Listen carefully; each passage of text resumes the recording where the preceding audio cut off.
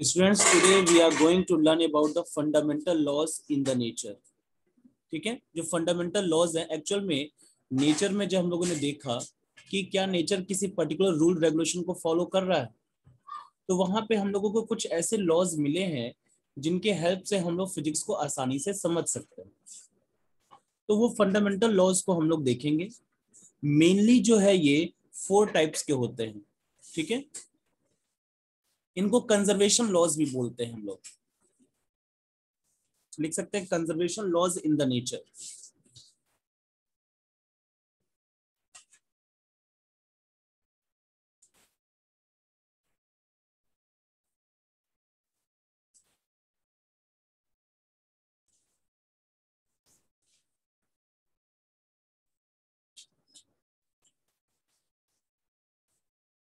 ठीक है, ऐसा भी बोला जा सकता है।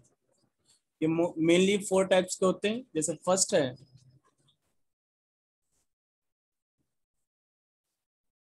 Law of conservation of energy.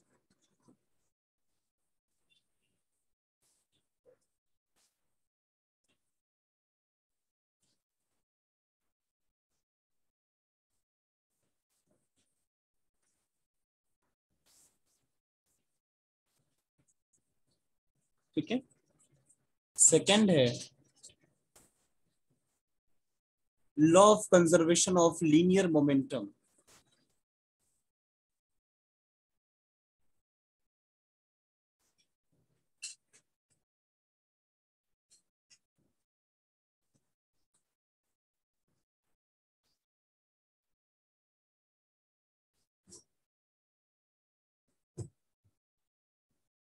Third है law of conservation of angular momentum.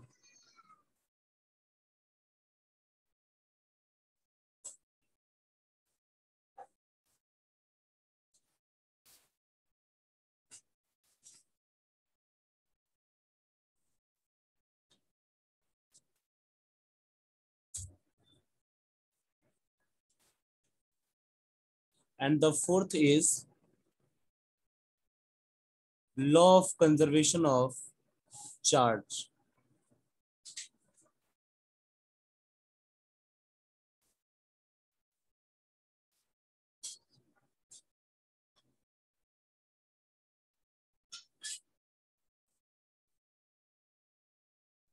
Mainly जो कंजर्वेशन लॉज यही 4 लॉज हैं। ठीक है, अलग अलग पब्लिकेशन के बुक में ये और ज्यादा भी दिया हो सकता है। जैसे कि law of conservation of energy की अगर बात करें तो law of conservation of energy में 2 कंजर्वेशन लॉज कंबाइंड हैं। एक कंजर्वेशन ऑफ मास और दूसरा कंजर्वेशन ऑफ एनर्जी। क्योंकि हमें मालूम है कि हम मास और एनर्जी को इक्वेट कर सकते हैं, तो इसलिए अगर कंजर्वेशन ऑफ एनर्जी है तो कंजर्वेशन ऑफ मास भी ऑलरेडी होगा। ठीक है, तो इसी तरीके से अलग अलग कंजर्वेशन लॉस बनाए जा सकते हैं, लेकिन मेनली ये 4 टाइप्स के ही होते हैं। जैसे मैं कुछ एग्जांपल्स बता रहा हूं। जैसे बुक में लिखा हो सकता है कंजर्वेशन ऑफ मैकेनिकल एनर्जी।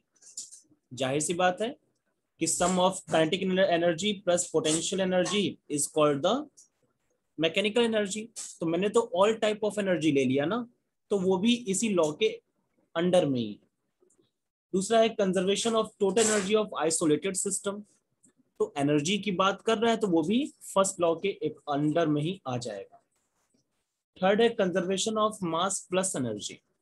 तो कंजर्वेशन ऑफ मास, मास और एनर्जी के बीच का रिलेशन आप जानते हैं, E equal to mc square. तो इस रिलेशन के अकॉर्डिंग अगर एनर्जी कंजर्व्ड है तो मास भी कंजर्व्ड होगा। ये जो तीनों लॉज जो हैं वो फर्स्ट लॉ के अंडर में ही आ जाएंगे। ठीक है, तो इस तरीके से भले ही बुक में कई लॉज दिए हों, लेकिन वो मेनली इन्हीं 4 टाइप के कंजर्वेशन लॉज पे बेस्ड होता है।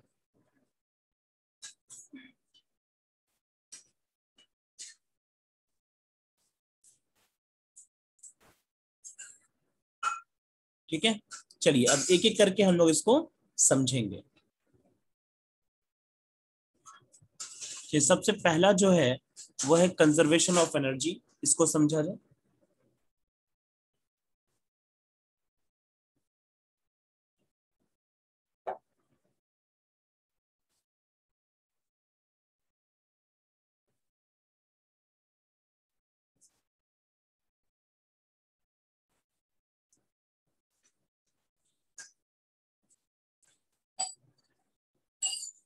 it states that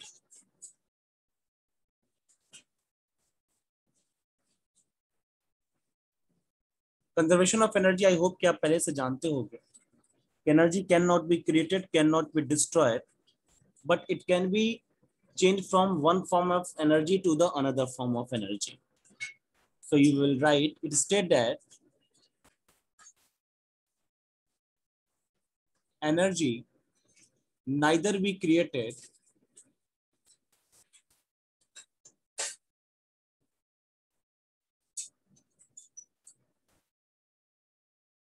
nor be destroyed,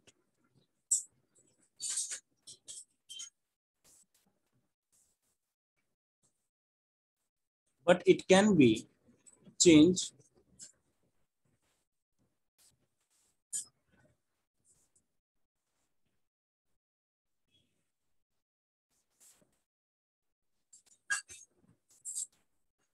from one form of energy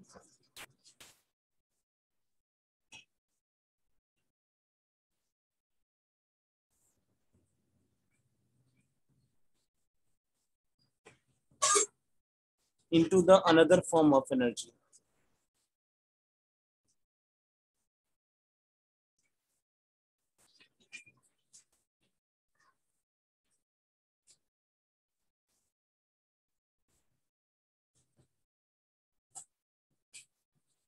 ठीक है, इसका अगर एग्जांपल जानना हो तो बहुत ही सिंपल सिंपल एग्जांपल्स हैं।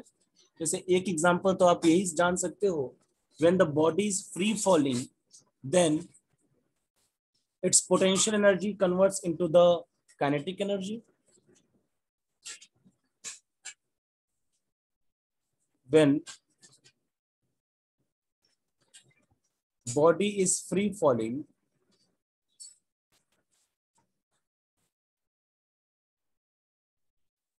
then its potential energy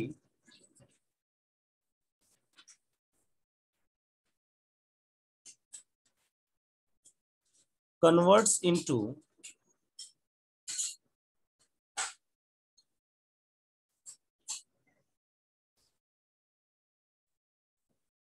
kinetic energy.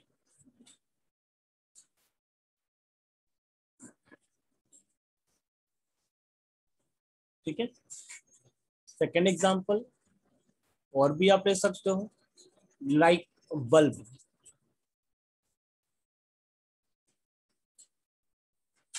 When bulb glows,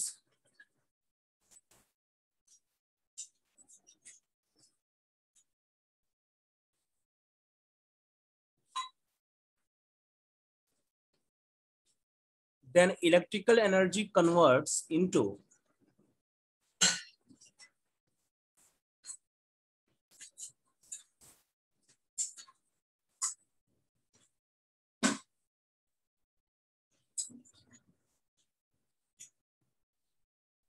किस किस फॉर्म में कन्वर्ट्स होता है,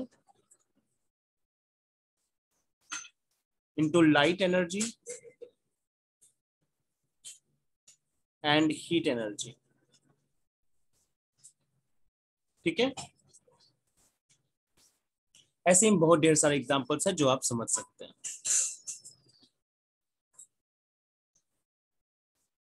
नेक्स्ट है हमारा conservation of linear momentum.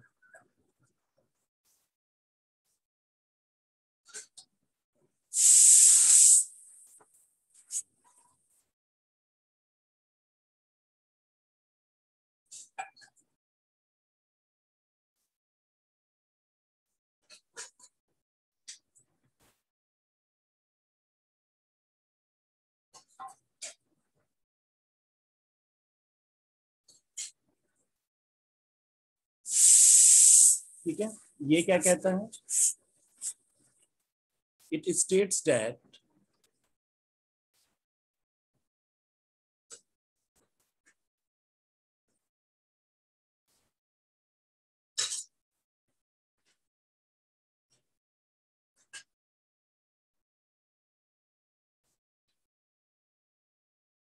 when no force is acting,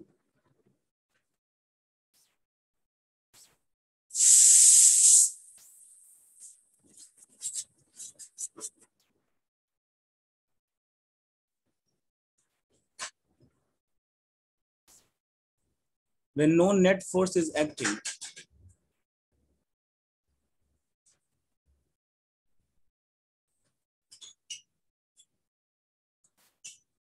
on a body,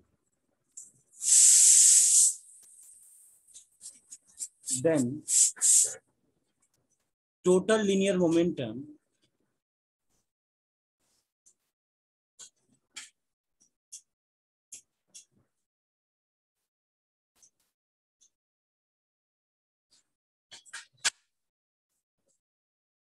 of the body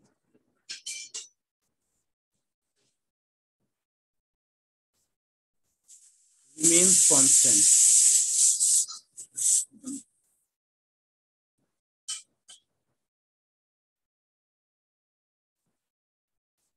or unchanged.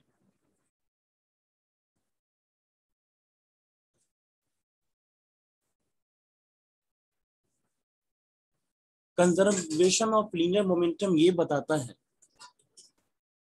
it states that when no net force is acting on a body, then total linear momentum of the body remains constant or unchanged. ठीक है, अगर किसी system पर या किसी body पर अगर कोई नेट फोर्स एक्ट नहीं करता है तो उस बॉडी का लीनियर मोमेंटम कांस्टेंट रहेगा, अनचेंज्ड रहेगा, मतलब जितना था पहले उतना ही बाद में भी रहेगा। जैसे इसका एक एग्जांपल देख लेते हैं। मान लीजिए कि यहां पर एक गन है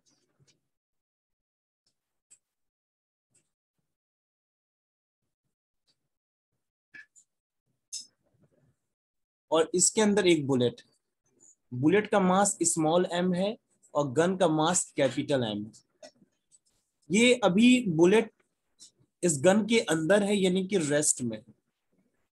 तो रेस्ट में है तो मतलब वेलोसिटी क्या हो गई, 0।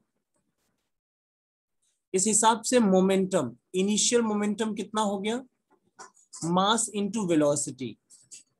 तो मास हमारा m है plus m, total mass m plus m है और वेलोसिटी क्या है, v। क्योंकि v की वैल्यू 0 है तो इनिशियल मोमेंटम क्या हो जाएगा, 0। अब अगर इस गन को फायर करते हैं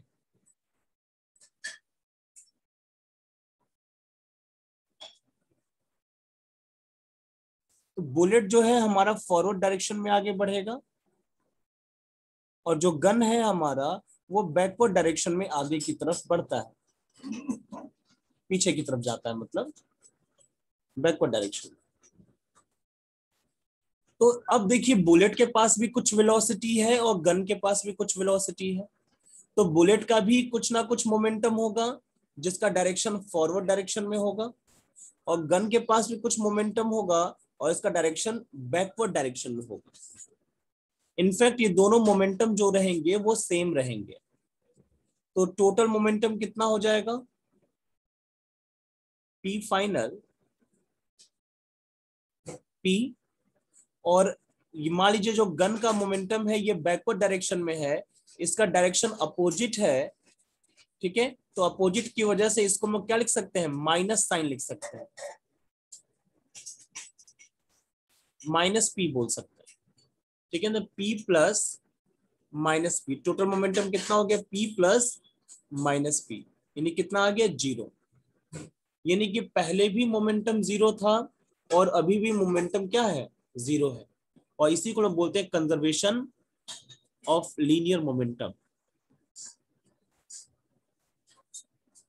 ठीक है। क्योंकि सिस्टम में कोई भी एक्सटर्नल फोर्स नहीं लगाया गया है, इस वजह से सिस्टम का जो मोमेंटम है वो कांस्टेंट रहेगा, जो पहले था वही बाद में भी रहेगा।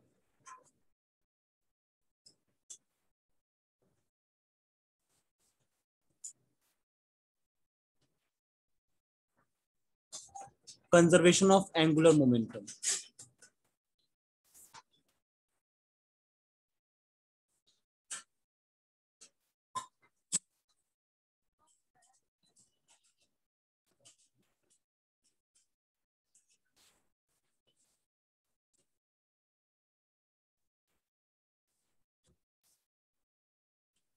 ठीक है। एंगुलर मोमेंटम को हम लोग कैपिटल एल से शो करते हैं।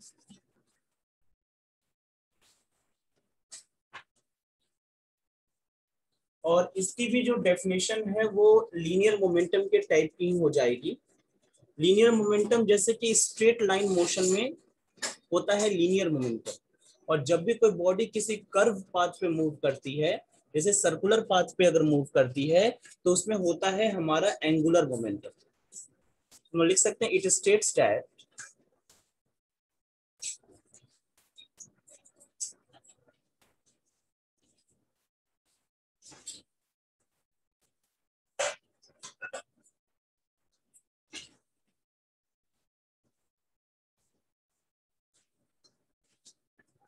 if no net torque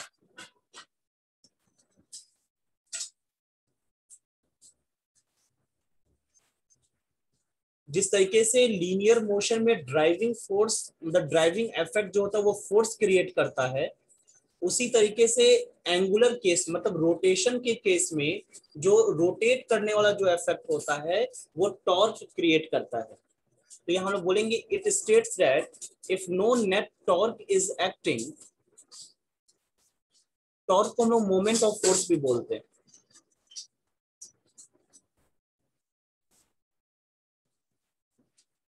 on a system, then total angular momentum of the system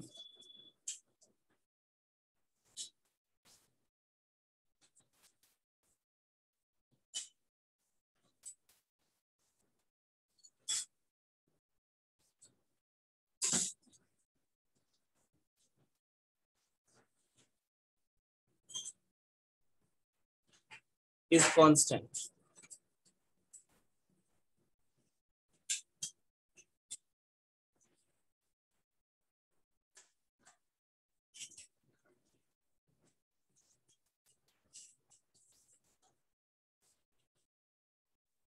example अगर इसका देखें हम लोग, तो सपोज करिए कि एक रोटेटिंग डिस्क है और इस पर एक आदमी खड़ा है,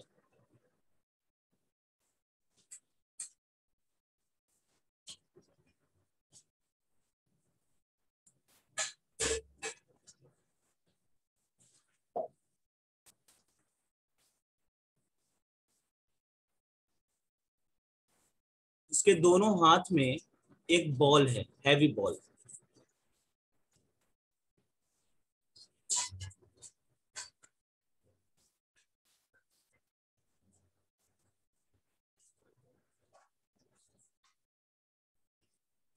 ठीक है, और ये रिवॉल्व कर रहा है, घूम रहा है। अगर ये मान लीजिए कि इसका जो मोमेंटम है, एंगुलर मोमेंटम जो है वो एल है, एल इक्वल टू होता है आई ओमेगा। आई यहाँ पे होती है मोमेंट ऑफ इनर्शिया। ठीक है, तो जब ये अचानक से मान लीजिए अपने दोनों हाथों को सिकुड़ लेता है, पास ले आ देता है, तो सारा बॉल यहां पर आ जाएगा। हम लोग देखेंगे कि इसकी स्पीड जो है वो पहले से बढ़ जाएगी। ठीक है, जैसे ही वो बॉल को करीब लेकर के आएगा वैसे इसकी स्पीड बढ़ जाएगी।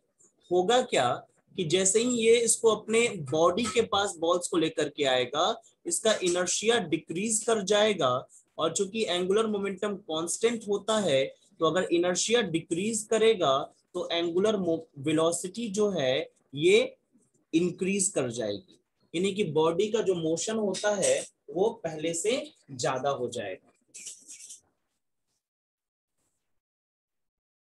आप देखते होंगे कि अगर आप कोई मतलब कोई ओलंपिक का अगर कुछ भी देखो, उसमें आप देखोगे कि जो डाइवर होता है, जो ऊंचे जगह से कूदता है स्विमिंग पूल में, तो वो जब रोटेट करना होता है तो अपनी बॉडीज को क्या करता है, बिल्कुल एक बॉल की तरह सबको आस बिल्कुल पास में ले आ देता है। ठीक है, जिसकी वजह से उसका मोमेंट ऑफ इनर्शिया डिक्रीज कर जाता है और वेलोसिटी बढ़ जाती है, और वो ज्यादा से ज्यादा बार रोटेट कर पाता है अपने आप को।